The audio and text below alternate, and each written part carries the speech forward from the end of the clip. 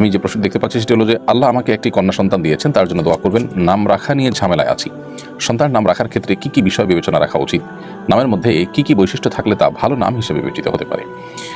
দোয়া করি আল্লাহ তাআলা আপনার কন্যা সন্তানকে আপনাদের পরিবারের সবাই চক্ষু শীতলকারী সন্তান হিসাবে কবুল করুন এবং সেই সাথেই শয়তানের সকল ষড়যন্ত্র থেকে, শয়তানের সকল আক্রমণ থেকে তাকে আল্লাহ তাআলা হেফাজতে রাখুন।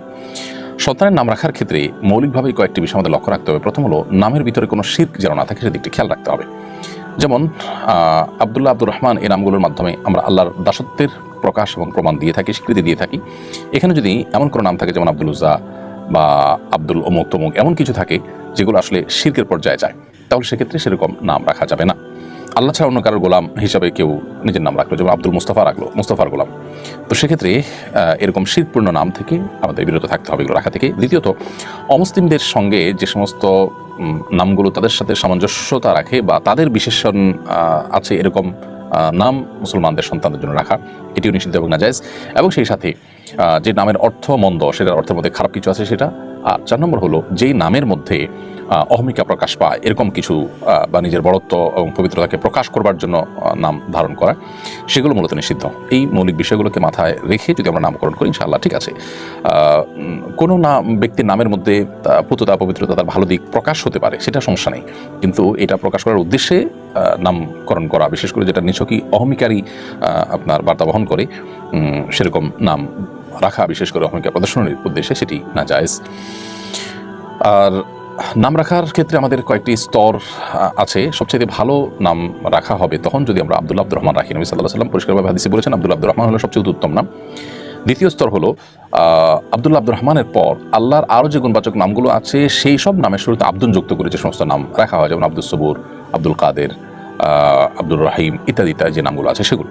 মেয়েদের ক্ষেত্রে এই সব নামের ক্ষেত্রে শুধু আমাতুন যুক্ত করলে হয়ে যাবে, আমাতুল্লাহ, আমাদুর রহমান, আমাদুল সবুর ইত্যাদি ইত্যাদি।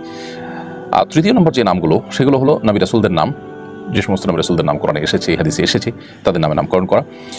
মেয়েদের ক্ষেত্রে মেয়েদের নবী রাসূলদের পরিবারের কারোর নাম থাকলে সেগুলো আমরা অনুসরণ করতে পারি, ঈমানদার তাদের পরিবার বংশধরদের, সহচরদের।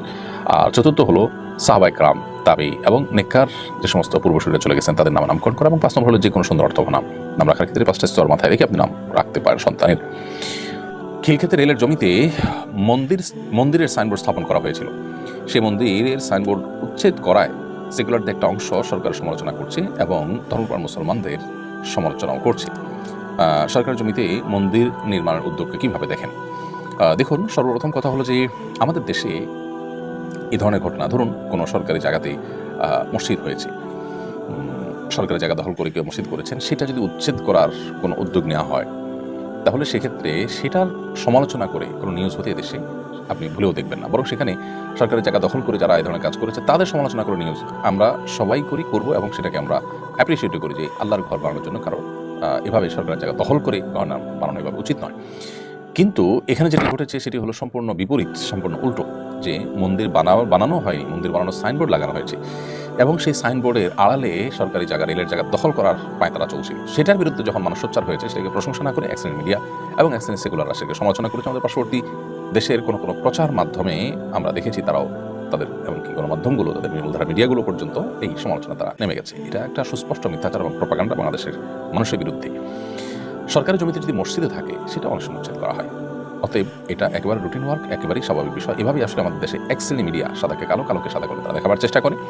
এখানে ধর্মপ্রাণ মানুষদেরকে উগ্র হিসেবে দেখানোর চেষ্টা করা হয়েছে, সংখ্যালঘুদের নির্যাতিত দেখানো হয়েছে, অথচ পুরো বিষয়টা হলো সম্পূর্ণ বিপরীত। সেখানে মন্দির তো নির্মাণ দূরের কথা, মন্দিরের সাইনবোর্ড শুধু লাগানো হয়েছিল, মন্দির নির্মাণ হয়নি, কিন্তু বলা হয়েছে যে মন্দির নির্মাণ হয়েছে এবং সেটা ভাঙা হয়েছে। পুরো জিনিসটাই হলো ভিত্তিহীন।